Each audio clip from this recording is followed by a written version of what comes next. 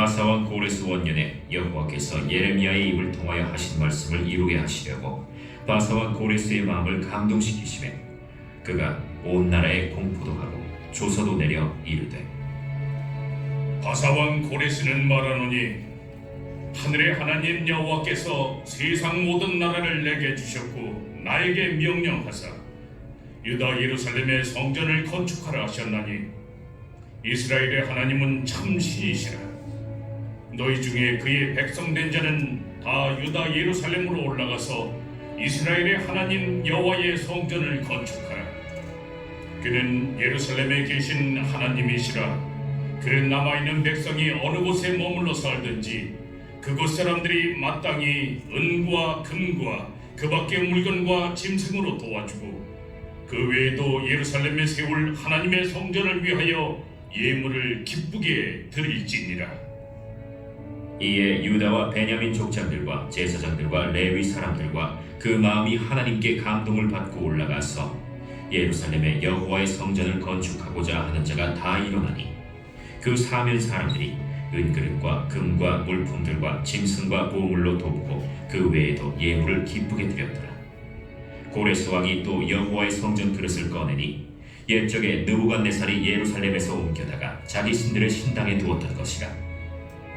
바사왕 고레스가 창고직이 미드르다색에 명령하여 그 그릇들을 꺼내어 세워서 유다 총독 세스바살에게 넘겨주니 그 수는 금 접시가 30개요 은 접시가 1000개요 칼이 29개요 금 대접이 30개요 그보다 못한 은 대접이 410개요 그 밖의 그릇이 1000개이니 금은 그릇이 모두 5400개라.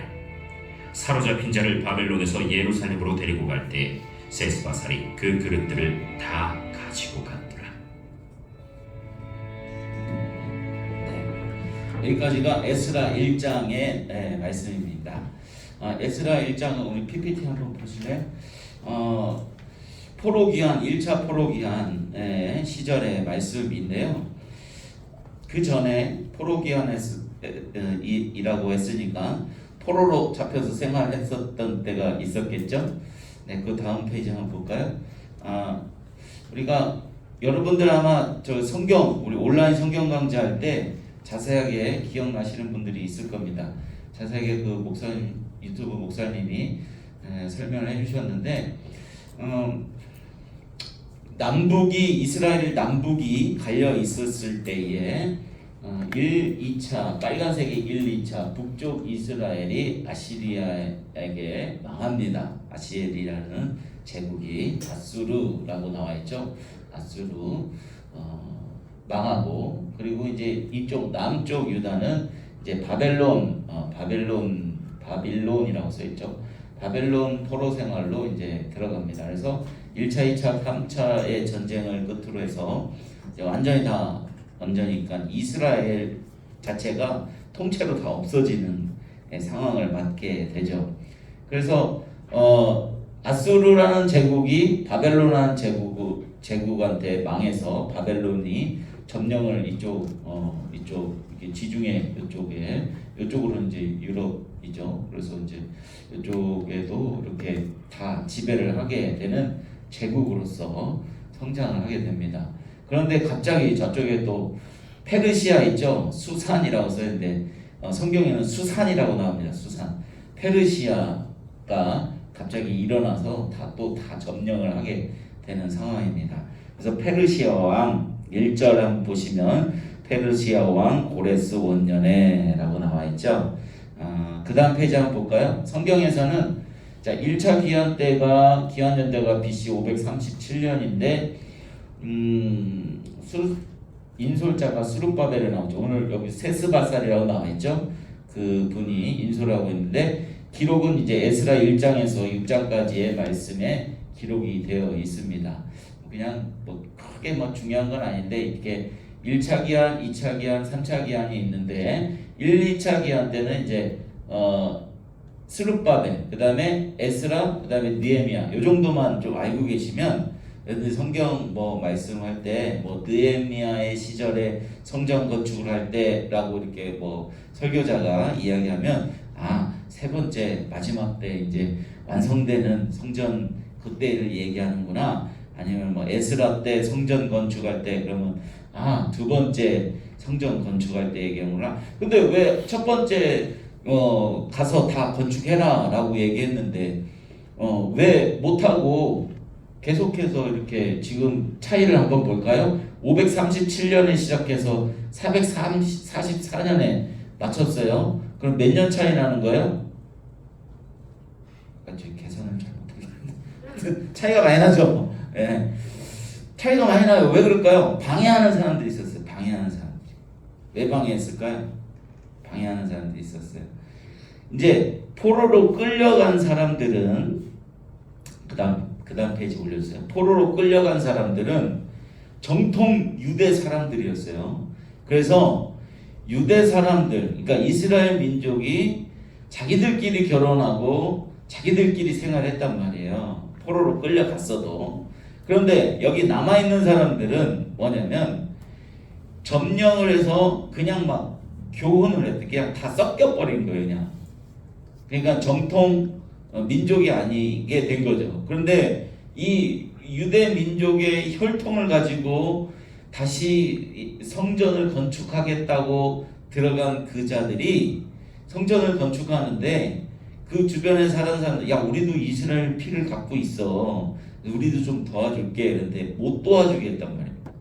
못 도와주게 하고 성경 전체를 읽어보면은 막 무슨 족보도 많이 나오고 하는데 그 족보를 왜 읊냐면 성경에서 왜 나오냐면 정통 이스라엘 유대인들을 분별해내기 위해서 족보가 쫙 써져 있는 거예요. 그러면서 대대손손 이렇게 족보가 쫙 나면서 너희들 여기 못 꼈지, 너희들은 성전 건축할 자격이 없어 라고 이렇게 막았어요. 막으니까 이 사람들이 이제 괜히 저녁에 가서 불도 지르고 막 성전 건축을 못하게 하려고 불도 지르고 막 때려 부수고 세워놨던 벽돌 때려 부수고 방해를 하고, 그리고 또 페르시아에 다시 고레스가 죽었어요. 고레스 뭐 오래 살 수 없으니까 죽었는데 그 다음 왕에게 막 조서를 보내가지고 이거 반란 일으키려고 한다. 이스라엘 사람들이 반란 일으키려고 한다. 막 그러니까 또 바벨론에서 잠깐 중단해라고 해가지고 이렇게 엄청난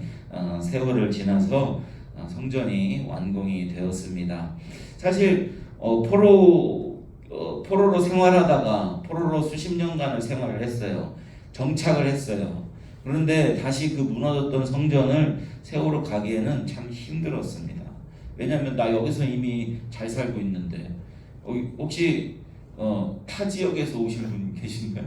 저기 시골 동네에서 꼴짜기에서 원주로 나오신 우리 부장님 젊었을 때, 그죠? 어렸을 때 엄청 꼴짜기에서 살으셨는데 여기서 원주에서 안착하고 잘 살아가고 있는데 다시 글리 가라 그러면 갈 수 있겠어요? 못 간단 말이에요.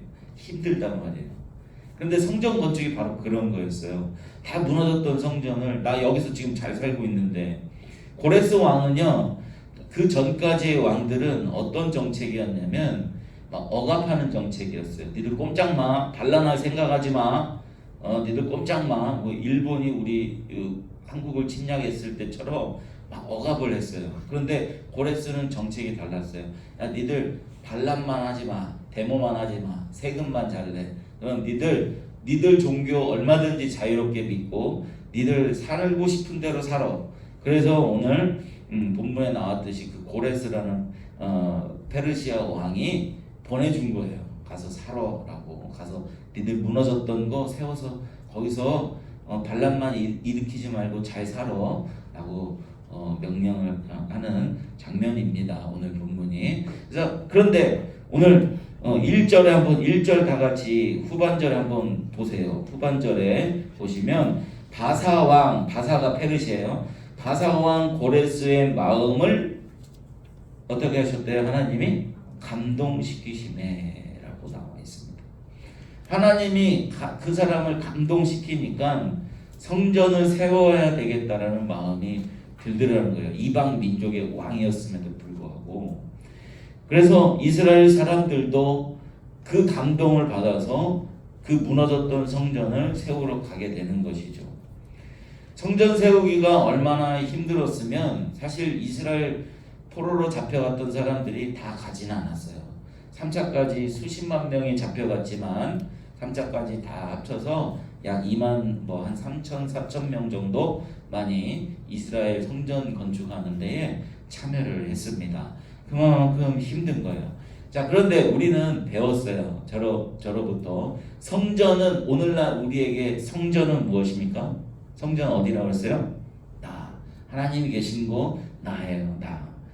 나는 죄로 인해서 이 척박해져 있는 나의 하나님이 거하는 그 성전 세우라는 그 명령은 참으로 그 무너졌던 성전을 다시 세우는 것만큼 힘든 작업입니다.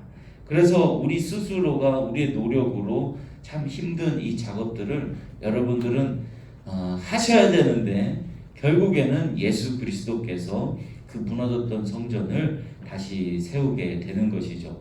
그걸 믿는 거예요, 우리는. 그래서 예수님이 사흘 만에 저 성전을 헐어라, 사흘 만에 내가 다시 세우겠다라고 말씀하시는 거죠. 사흘 만에 어떻게 십자가로, 예수님의 죽음으로 그 성전은 다시 세워지는 것입니다. 그런데 실질적으로 우리가 눈에 보이지 않고 우리가 어떻게 해야 될지 모르는데, 예수님의 영인 그 성령님이 우리 안에 오셔서 그 성령의 전을 만들어 가는 데에 여러분들의 삶 속에서 불편함들이 나올 거예요. 어떤 불편함? 성전 세워져 가는 데에 벽돌을 하나하나 쌓듯이 하나님 말씀으로 하나하나 쌓아져 가는 여러분들의 삶 속에서 불편함들이 있을 거예요. 이 세상에 반대하는 놈들이 있을 거예요. 대적하는 놈들이 있을 거예요. 자꾸 몰래 와서 우리를 무너뜨리려고 하는 마귀들이 있을 거란 말입니다. 그 마귀들을, 그래서 오래 걸리는 거예요. 성전 세우는 게 우리 삶 속에서도 여전히 마찬가지입니다. 그러나 예수 그리스도께서, 성전 대신 예수 그리스도께서 정말 내 진짜 하나님이 되시는 그 성전 완성해 주셨구나, 그 소망을 바라보고 살아가시는 우리 고등부 친구들 되시길 축복합니다. 오늘 본문 중간에 보면은 그 사로잡혀 갔던 사람들이 그 고레스가 명령하죠. 모든 뭐 금은 뭐 그런 것들, 짐승들을 다 모았고 가라 그랬더니 그 감동받은 이스라엘 백성들, 유다의 지파들, 레위 지파들, 뭐 여러 베냐민 지파들, 이런 지파들이 자기의 기쁨으로 가지고 있는 재물들과 그런 것들을 가지고 갑니다. 우리의 삶 속에서도 마찬가지예요. 사실 여러분들이 기쁨으로 예배하고 기쁨으로 봉헌도 하고 하잖아요, 그죠? 헌신하고 봉사하고 이런 기쁨으로 여러분들이 했을 때 하나님께서 그 기쁨을 받아 주신다라는 것입니다. 사실 우리가 하나님께, 하나님 내가 뭐 10,000원을 헌금했으니까 다음 주에는 그 따블인 한 20,000원을 벌게 해주세요. 이런 거는 미신이죠. 미신입니다. 그러나 제가 신앙생활을 해보니까 하나님께서 채워주시더라고요. 하나님께서 채워주셔요. 제가 예전에도 한번 말씀드렸는데, 제가 원래 고향이 대전이거든요. 대전에서 모든 걸 다 접고 경기도 쪽으로, 성남 쪽으로 이제 이사를 왔어요. 다 오면서 하나님께 약속한 게 있어요. 하나님, 제가 그전에도 뭐 11조 생활 잘 했다가 사실 창피한 얘기지만 너무 못 살아서 11조를 못 할 시절이 좀 있었어요. 왜냐면 11조를 하면 세금 낼 돈도 없는 거예요. 너무 힘들어가지고 하나님 죄송합니다, 11조도 못 낸 적이 있었는데, 이제 이사를 하면서 마음을 고쳐 먹었어요. 하나님, 제가 어려워도 11조는 반드시 하겠습니다. 그리고 선교헌금은 반드시 내겠습니다. 반드시 일정 금액은 매달 제가 선교헌금 반드시 하겠습니다. 그 다음에 세 번째로 주의를 꼭 지키겠습니다 라고 하나님께 저 혼자만의 약속을 했어요. 저 혼자만의 약속. 그래서 어기지를 않았어요. 한번 다 어겼어요. 주일 한번, 그때 한번 얘기했죠. 주일날 한번 놀러 갔다가 불국사 앞에서 내비게이션이, 잘 모르시나? 우리 1학년들 잘 모르시나? 한번 놀러 갔어요. 한번 가족끼리 한번 놀러 갔는데, 예, 그래서 한번 놀러 갔어요 주일날. 그래서 불국사 앞을 싹 지나가는데 내비게이션이 이제 여기가 뭐 불국사 앞 뭐 어쩌고저쩌고 그러는데 갑자기 잘 나오던 집사님이 한 번도 안 빠지던 집사님이 교회를 안 나오니까 담임 목사님이 전화를 하신 거예요. 해필 그때 여보세요 그랬더니 담임 목사님인 거예요. 목사님 안녕하세요 그랬는데 내비게이션에서 불국사 어쩌고저쩌고 그러는 거예요. 그래가지고 그러면서 소리를 좀 이렇게 높여서 큰 소리로 이야기를 했었는데 그때 다 한번 빠지고 나서 다짐한 게 이거 주일날 빠지면 안 되겠구나. 주일날 교회 가라는 하나님의 사인인가 보다라고 해서 딱 한번 빠졌어요. 그리고 이제 계속 근데 이 세 가지 저는 지금도 지금 목사니까 주일 빠질 수가 없죠. 세 가지는 정말 뭐 어떤 큰 사고가 있지 그러니까 천재지변이나 개인적으로 물리적으로 큰 사고가 있지 않는 이상은 꼭 지키면서 살아가고 있습니다. 그런데요, 살다 보니까 우리 어른들은 아실 거예요. 우리 선생님들은 아셔요. 살다 보니까 그게 내 거가 이렇게 소비되고 아까워지는 게 아니더라고요. 하나님께서 계속 채워주시더라고요. 그게 뭐 말할 수 없는, 여러분들 어떻게 말로 표현하고 싶은데 표현이 안 되는 그런 거 있잖아요. 참 은혜더라고요. 어쨌든 여러분들도 어떤 기쁨으로 교회 생활, 예배 생활, 또 신앙 생활, 헌금 생활, 또 봉사 생활 이런 것들을 기쁨으로 감당할 때 하나님이 그 성전, 여러분들 안에 세워져가는 그 성전, 예수 그리스도로 말미암아서 세워져가는 그 성전, 여러분들 안에서 완벽하게 세워질 줄 믿습니다. 기도하겠습니다. 하나님 감사합니다. 주님, 그 옛날에 포로로 끌려갔던 자들이 성전 세우기가 얼마나 힘이 들었던지 참 수십 년간에 걸쳐서 지금 세워져가는 모습을 또 말씀을 통해서, 역사를 통해서 보았습니다. 하나님, 죄로 돌덩이처럼 굳어간 우리 마음속에서도 예수 그리스도 그 참 성전이 세워져 가긴 참 힘든 상황인데, 그래서 우리 노력으로, 우리 힘으로 되지 않는데 주님께서 해주신다고 하시고 십자가로 주님께서 이루어 주시고 완성시켜 주셨사오니 그것 믿고 기쁨으로 주님 앞에 성전 세우는데 나아갑니다. 주님, 완벽한 성전 세워져 가는데 그날을 소망하고 바라보며 우리도 성전 세워져 가는데 열심히 동참하는 저희들 될 수 있도록 인도하여 주시옵소서.